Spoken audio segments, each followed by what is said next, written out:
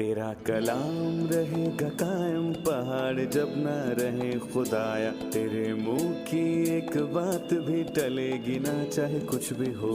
तेरी मान दिए है जिंदा सोने से भी कीमती, मेरा दिल ये दे गवाही है ये किताब अज़ीम। नाज़िल करे अपना कलाम, शिकस्ता दिलों को सुकून मिले, तारीकी दूर हो मेरी राहें रोशन कर। दिल अपना कलाम कसरत से ए खुदा बदल दे, रिहाई दे कसरत से फल मिलाओ। कलाम रहेगा कायम पहाड़ जब ना रहे खुदाया, तेरे मुंह की एक बात भी टलेगी ना चाहे कुछ भी हो। अजीज नाजरीन, मैं अयाज ज़रीफ आप सब देखने वालों को हमारे रोज के बाइबली मुतालिया प्रोग्राम की इस नई किस्त में खुशामदीद कहता हूँ। हम अभी भी पैदाइश की किताब का मुतालिया कर रहे हैं, जो कि बाइबल मुकद्दस की पहली किताब है, और मुसीबत और जलाल के इस सफ़र में हम अभी भी यूसुफ के इक़दामात पर नज़र रखे हुए हैं। गुज़िश्ता किस्त में हमने 41वें बाब में से सीखा था, जब हमने खुदा की कुदरत को देखा, और फिर वो वक्त आ गया जब खुदा ने यूसुफ को कैद से बाहर निकाला। यूसुफ फिरौन के सामने खड़ा था और उसने उसे उसके 2 ख्वाबों की ताबीर बताई, और यहाँ से यूसुफ की जिंदगी तब्दील होना शुरू हुई। आज हम 42वें बाब में से यूसुफ के भाइयों के बारे में जानेंगे जब वो मिस्र में अनाज लेने आए। अपनी बाइबल मुकद्दस में से आप भी 42वें बाब को खोलिए। अगर आपका कोई सवाल है या आप कुछ पूछना चाहते हैं तो आप हमें ईमेल कीजिए info@biblemutalaya.com पर, हम इसका जवाब जरूर देंगे। लेकिन प्रोग्राम का बाकायदा आगाज करने से पहले मैं खुदा के खादिम भाई यूसुफ को खुशामदीद कहता हूँ। बहुत शुक्रिया भाई। और साथ ही स्टूडियो में आए दीगर मेहमानों को भी खुशामदीद। भाई यूसुफ, मैं चाहूंगा कि 42वें बाब का मौजू बताया जाए। मैं यहाँ 42वें बाब का मौजू पेश करने से पहले आपसे कुछ कहना चाहता हूँ। हमने सीखा कि काल के 7 साल हमें बड़ी मुसीबत के बारे में बताते हैं, और इस मुसीबत का असल मकसद क्या था, हम इसके बारे में बात करेंगे। हमें एक तसव्वुर दीजिए ताकि नाजरीन ये जान सकें कि बड़ी मुसीबत से मुराद वो वाक़यात हैं जो कलीसिया के ज़मीन से आसमान पर उठाए जाने के बाद वक़ू में आए। बिल्कुल, जो कलीसिया के ज़मीन के छोड़ने के बाद होंगे। हम फरावानी के 7 बड़े सालों में रह रहे हैं, और इन 7 सालों के बाद जब कलीसिया आसमान पर उठाई जाएगी तो बड़ी मुसीबत के 7 साल आएंगे। बड़ी मुसीबत के ये 7 साल असल में क्या हैं? दरहकीकत ये दुनियावी लोगों के लिए हैं, क्योंकि यिर्मयाह अपनी किताब में यही कहता है, और इसलिए बाब 42, 43 और 44 के मरकज़े निगाह यूसुफ के भाई हैं, और इन अबवाब में 7 साल जो काल के हैं उनका जिक्र है। और इसके साथ साथ ये भी बताया गया है कि यूसुफ के भाइयों को वापस लाने का मकसद भी इसमें बयान किया गया। उन दुनियावी लोगों को उसके पास वापस लाया गया, ये खुदा की हिकमत है।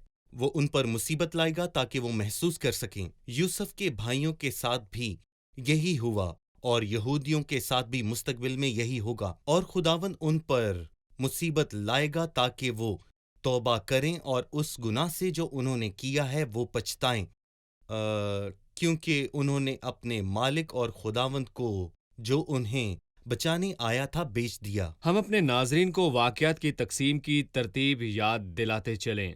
यूसुफ ने आसनात से ब्याह किया, और उसके भाई उसको अभी तक रद्द कर रहे थे, और उसके भाइयों ने उसको अब तक ना पहचाना। उसके भाई उसके साथ ना थे, लेकिन आसनात उसके साथ थी। दुरुस्त। मसीह ने खुद को कलीसिया से बांधा, लेकिन यहूदियों ने उसे रद्द किया। अब कलीसिया मसीह के साथ मुंसलिक है। दुनियावी लोग इस बड़ी मुसीबत का तजुर्बा करेंगे, जबकि कलीसिया मसीह के साथ होगी। सही। बाइबल मुकद्दस में तारीखी तरतीब है जिसे कोई भी रद्द नहीं कर सकता। ठीक है। सही। मैं 42वें बाब में से चंद आयात पढ़ूंगा, फिर मैं आपसे सवाल पूछूंगा। और याकूब को मालूम हुआ कि मिस्र में गल्ला है, तब उसने अपने बेटों से कहा, तुम क्यों एक दूसरे का मुंह ताकते हो? देखो, मैंने सुना है कि मिस्र में गल्ला है, तुम वहां जाओ और वहां से हमारे लिए अनाज मोल ले आओ ताकि हम जिंदा रहें और हलाक ना हो। सो यूसुफ के 10 भाई गल्ला मोल लेने के लिए मिस्र में आए, पर याकूब ने यूसुफ के भाई बिन्यामीन को उसके भाइयों के साथ ना भेजा, क्योंकि उसने कहा कि कहीं उस पर कोई आफत ना आ जाए। याकूब जानता था कि मिस्र में अनाज है, और उसने अपने बेटों को देखा कि वो बैठे एक दूसरे का मुंह ताक रहे हैं। जैसे कि याकूब अपने बेटों से कह रहा हो कि यहाँ बैठने का कोई फायदा नहीं, बल्कि मिस्र जाओ और अनाज लेकर आओ, क्योंकि मुझे पता चला है कि मिस्र में वाफिर मिकदार में अनाज मौजूद है। आप इस बारे में क्या कहेंगे? ठीक है, मैं यहाँ खुदावंद के फजल को बड़े वाज़े तौर पर देख सकता हूँ। और आयत 2 में यूं लिखा है कि मैंने सुना है कि मिस्र में गल्ला है। और ये बात आप अपने जहन में रखें कि वो दौर आजकल के दौर से बिल्कुल मुख्तलिफ था। उस वक्त खबरें इतनी तेजी से एक जगह से दूसरी जगह नहीं पहुंचाई जा सकती थीं, लेकिन याकूब ने फिर भी सुना कि मिस्र में गल्ला है और उसने अपने बेटों से ये कहा कि मैंने सुना है। आप इस बात पर कैसा रद्द अमल देंगे कि आपने ये बात सुनी है? बाइबल ये कहती है कि ईमान सुनने से पैदा होता है और सुनना मसीह के कलाम से। ये बात हम सब मानते हैं कि ईमान सुनने से पैदा होता है, और जब आप किसी बात को सुनते हैं तो आप उस पर रद्द अमल देते हैं। याकूब ने अपने बेटों से कहा, मैंने सुना है कि वहां अनाज है, तुम वहां जाओ, वहां जिंदगी है, और तुम सिफनात से जाकर बात करो क्योंकि उसके पास अनाज है। तुम एक दूसरे का मुंह क्यों ताकते हो? मैं अपने नाजरीन से ये कहना चाहता हूं कि क्या आप बच चुके हैं? और अगर आप अभी तक नहीं बचे तो आप किसका इंतजार कर रहे हैं? अपने निजात दहिंदा के पास फौरी तौर पर चले जाएं। निजात हमें कौन दे सकता है? याकूब के बेटे एक दूसरे को देख रहे थे। आज भी कुछ लोग हैं जो दूसरों के जरिए निजात के मुतलाशी हैं और पूछते हैं बाइबल इस बारे में क्या कहती है। मैं चाहता हूं कि आप इसकी वजाहत करें। मैं उन लोगों के लिए खुदा से दुआ करता हूं जो तौबा के लिए एक दूसरे को देखते हैं। यसाया में लिखा है कि ऐ इंतहाई जमीन के रहने वालों, तुम निजात मेरी पाओ। तरफ मतवज्जो हो और निजात पाओ। मूसा के दिनों में खुदा ने कहा कि उसे ऊंचे पर चढ़ाया गया। यूहन्ना की अंजील उसके 3 बाब में लिखा है कि यूहन्ना ने बियाबान में सांप को ऊंचे पर चढ़ाया, और जरूर है कि इब्ने आदम को ऊंचे पर चढ़ाया जाए, और जो कोई उस पर निगाह करेगा हमेशा के लिए जीता रहेगा।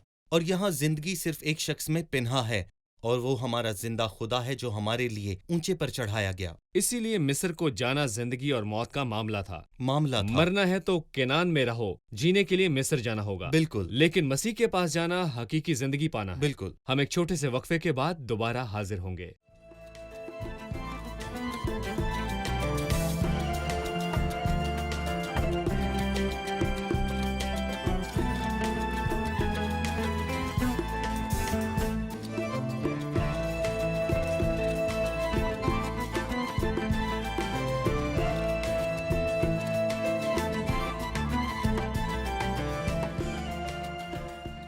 क्या ये जरूरी था कि याकूब के तमाम बेटे ही अनाज लेने के लिए मिस्र जाते? क्या वो 4 या 5 को नहीं भेज सकता था?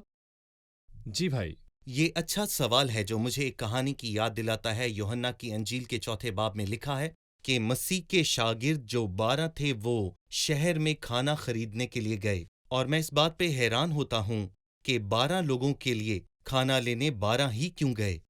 क्या वहां मसीह के साथ उनमें से एक रुक सकता था, या फिर 1 या 2 इस काम के लिए जा सकते थे? लेकिन मसीह का इरादा कुछ और था। वो चाहता था कि मैं सामरी औरत के साथ कुछ देर अकेला बैठूं और वो मुझे अपने दिल का सारा हाल बताए और उसे निजात मिले।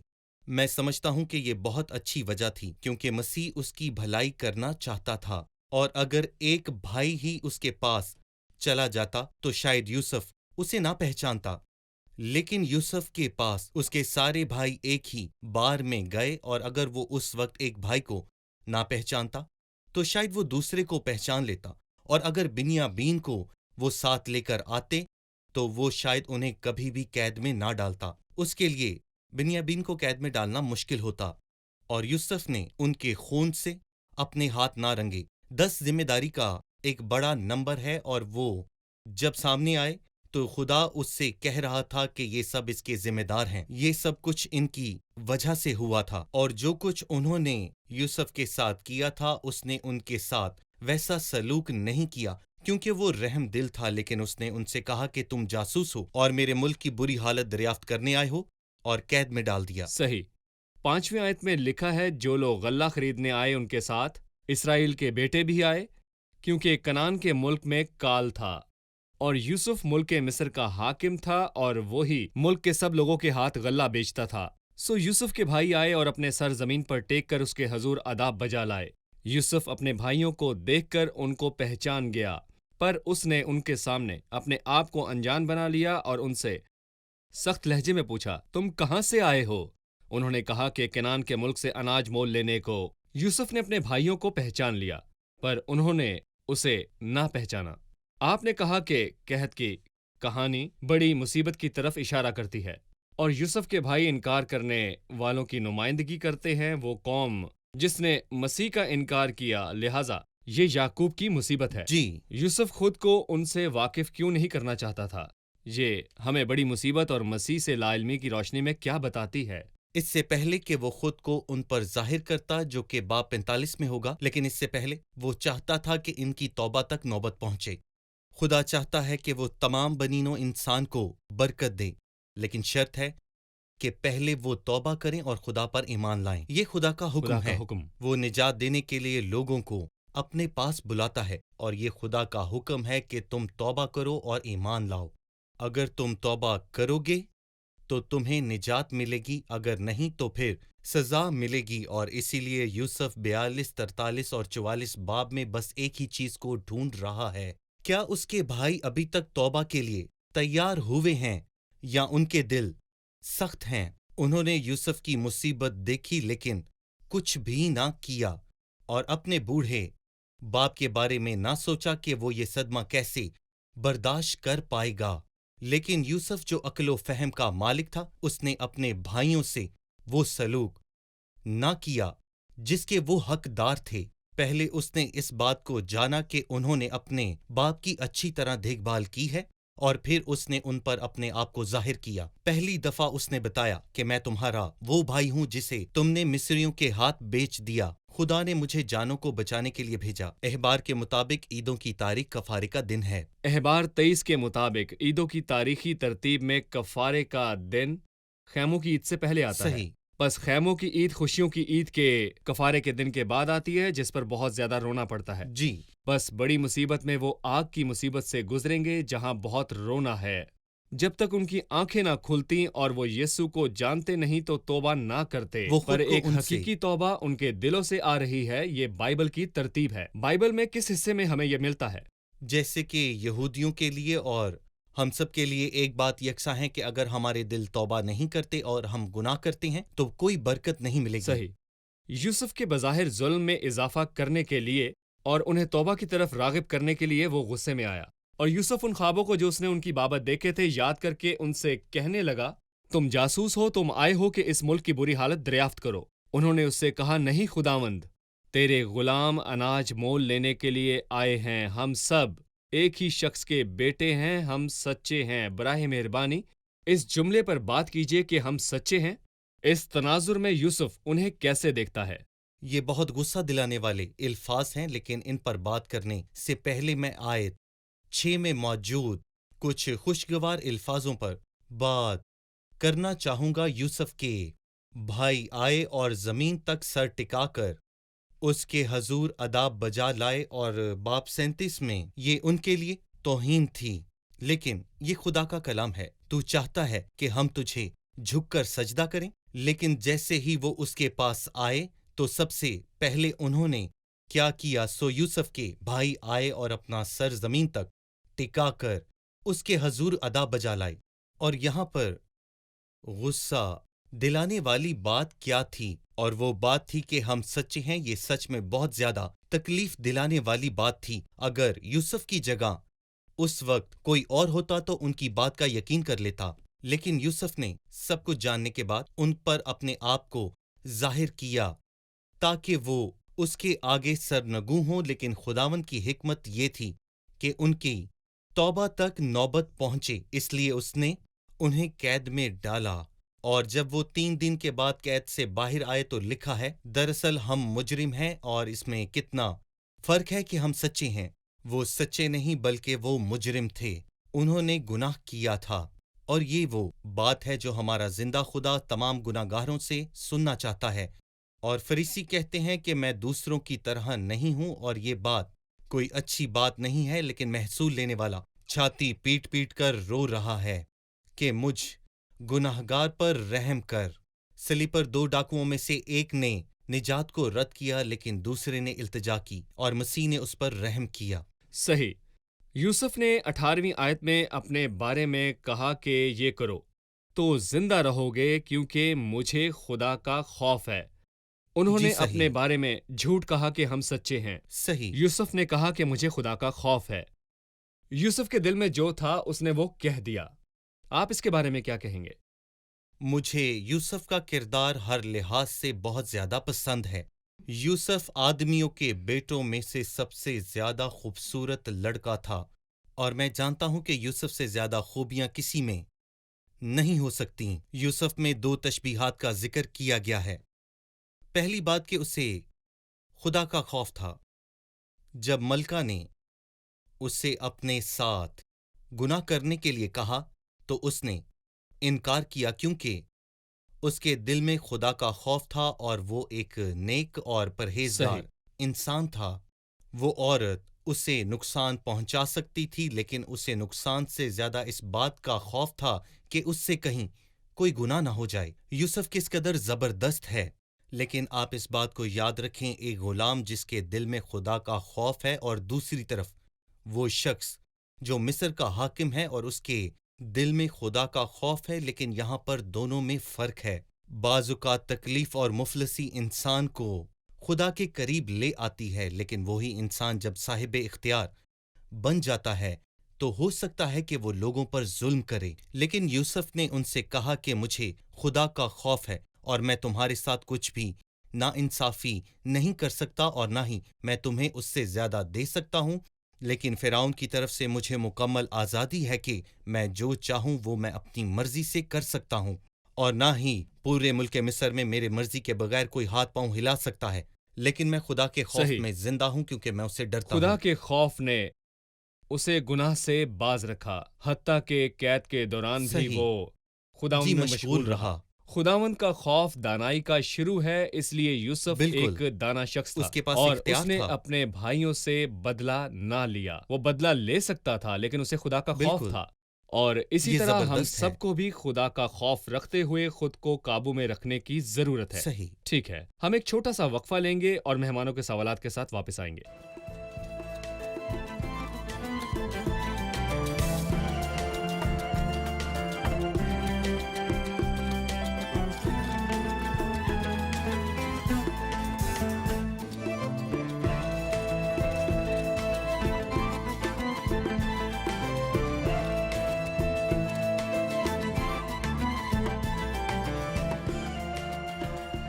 یوسف کے بھائیوں نے جب اپنا جرم قبول کر لیا تو ان دونوں حالتوں کے درمیان آپ کا موازنہ کیا کہتا ہے؟ جی بھائی یوسف۔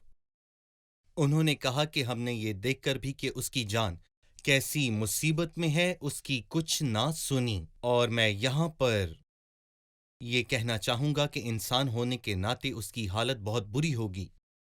جب انہوں نے اسے گڑھے میں پھینک دیا، اور ایسا بھی ممکن تھا کہ کوئی بھیڑیا اسے آ کر کھا جاتا یا شاید کوئی اور درندہ اسے پھاڑ کھائے، لیکن انہوں نے اسے بیچ دیا اور اس کے ساتھ بہت برا ہوا۔ ہم یوسف اور مسیح میں بہت سی چیزوں کو ایک جیسا دیکھتے ہیں۔ لکھا ہے کہ میری جان کے پاس آ کر تو اسے میرے چھڑا دشمنوں۔ لے اور ان کے روبرو میرا فدیہ دے۔ تو میری ملامت اور میری شرمندگی اور رسوائی دونوں سے واقف ہے، اور میرے دشمن سب کے سب ہی تیرے سامنے ہیں، تو مجھے ان سے بچا۔ اور مسیح کے بھی یہی الفاظ تھے جب وہ صلیب پر مصلوب ہونے جا رہا تھا، اور یوسف میں بھی ہم یہی شبیہ کو واضح طور پر دیکھ سکتے ہیں کہ اس میں اور مسیح میں بہت سی چیزیں ہمیں ایک جیسی نظر آتی ہیں، لیکن اس کے بھائیوں نے اسے نہیں مارا اور تھا۔ انہوں نے کہا کہ اس کا خون ہماری ہمارے اور اولاد ہماری پر آئے۔ اولاد انہوں پر نے آئے۔ یوسف کو نہیں مارا تھا، لیکن مسیح کو بہت سے لوگوں نے مارا، اور لوگوں نے کہا کہ اس کا خون ہماری اولاد اور ہماری اولاد کی اولاد پر آئے، اور اس کے خون کا حساب ہونے والا ہے، کیونکہ جب کلیسیا آسمان پر اٹھائی جائے گی تو ان کے آنے والے دن ناقابل تصور اور المناک ہوں گے، اور جو مکاشفہ کی کتاب پڑھتا ہے وہ جانتا ہے کہ وہ دن کتنے المناک ہوں گے۔ اور یوسف انہیں بڑی عقل مندی سے توبہ کرنے اور اپنے جرموں کا اعلان کرنے کی طرف لے جاتا ہے، لیکن مسیح قوموں کو اپنے گناہوں سے توبہ کرنے کی طرف لے جائے گا، اور یہی سچ ہے۔ صحیح۔ اسی لیے ہم پڑھتے ہیں کہ تب وہ ان کے پاس سے ہٹ گیا اور رویا۔ یوسف رو رہا ہے۔ کیا یہ اس لیے تھا کہ اس نے اپنے بھائیوں کو دیکھا، یا اسے اپنے بھائیوں کا ظلم یاد آیا، یا اس نے انہیں یاد کیا لیکن خود کو ان پر ظاہر نہیں کر سکتا تھا جب تک کہ وہ توبہ نہ کریں؟ اس کے رونے کی وجہ کیا تھی؟ بلا شبہ یہ بات درست ہے کہ یوسف سچ میں بہت دانش مند اور قابل فہم شخص تھا، اور اس کی گواہی خود فرعون بھی دیتا ہے کہ وہ عقل مند انسان ہے۔ لیکن یوسف انتقام نہیں لیتا، اور یوسف نے ان سے اچھا سلوک کیا کیونکہ وہ اس کے بھائی تھے اور وہ ان سے بدسلوکی نہیں کرنا چاہتا تھا۔ اس نے ان سے کہا کہ خدا کا خوف میرے دل میں ہے اور میں تمہیں کوئی نقصان نہیں پہنچاؤں گا، لیکن تم نے میرے خلاف بدی کا ارادہ کیا، سو اب تم دیکھ لو اس کے خون کا بدلہ لیا جاتا ہے۔ یہ یوسف کے بھائیوں کے الفاظ تھے، صحیح۔ اور انہیں معلوم نہیں تھا کہ یوسف ان کی باتیں بخوبی سمجھتا ہے، اس لیے ان کے درمیان ایک ترجمان تھا، لیکن یوسف کو اس کی کوئی ضرورت نہیں تھی۔ یہاں پر ترجمان کے ہونے کا مطلب یہ تھا کہ یوسف ایک بڑا کام کر رہا ہے، جی، خدا کے کام کی علامت، ملامت اور عدالت کے لیے عجیب کام ہے، اور یہ سایہ اپنے 28ویں باب میں کہتا ہے کیونکہ خداوند اٹھے گا بلکہ اپنا عجیب کام کرے گا، کیونکہ وہ قدرت والا خدا ہے۔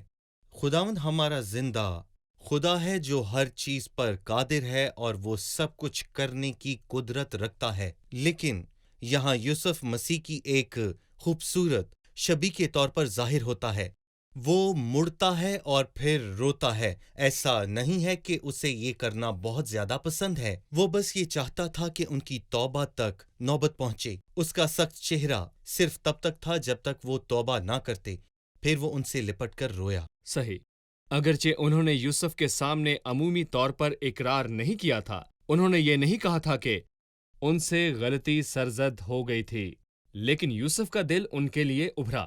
بس ہم 25ویں آیت میں پڑھتے ہیں کہ پھر یوسف نے حکم کیا کہ ان کے بوروں میں اناج بھرے اور ہر شخص کی نقدی اسی کے بورے میں رکھ دیں اور ان کو زیادہ راہ بھی دے دیں۔ اس سے پہلے کہ وہ توبہ کرتے، اس نے مصیبت کے دور میں ان کی مدد کی۔ کیا الہی دیکھ بھال اور خدا کی حفاظت نے انہیں چھوڑ دیا تھا؟ آپ کیا کہیں گے؟ کبھی نہیں، اس کے برعکس یوسف مسیح کی ایک شبیہ ہے۔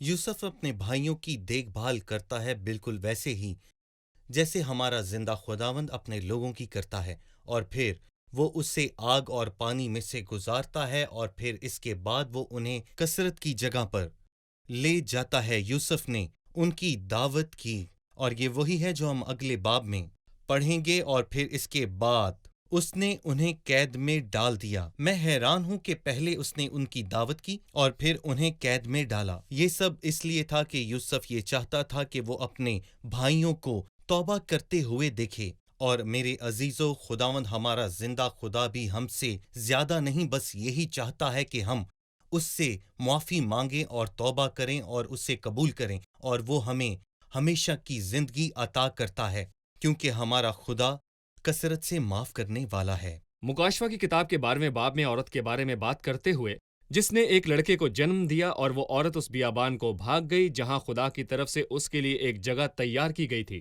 تاکہ وہاں 1260 دن تک اسی کی پرورش کی جائے۔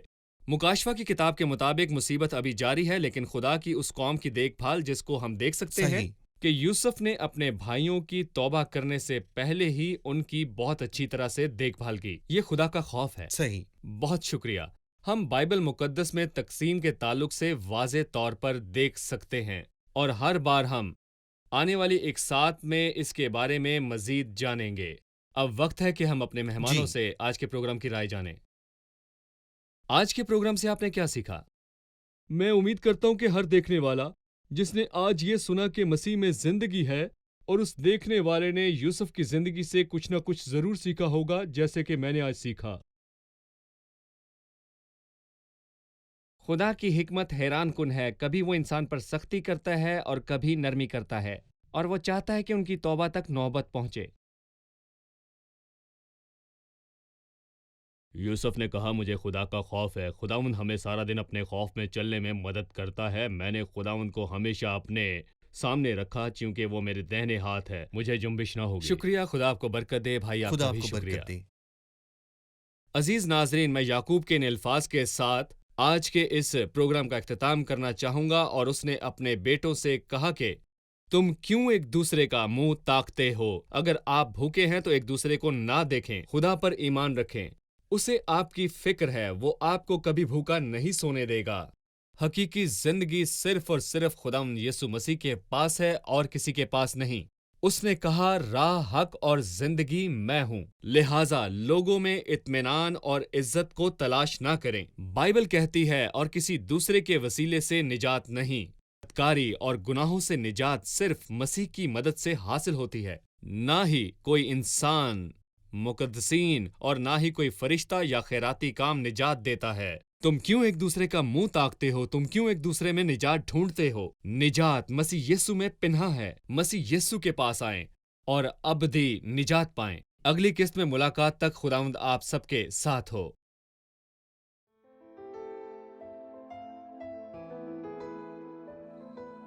تیرا کلام رہے گا قائم، پہاڑ جب نہ رہے خدایا، تیرے منہ کی ایک بات بھی ٹلے گی نہ، چاہے کچھ بھی ہو۔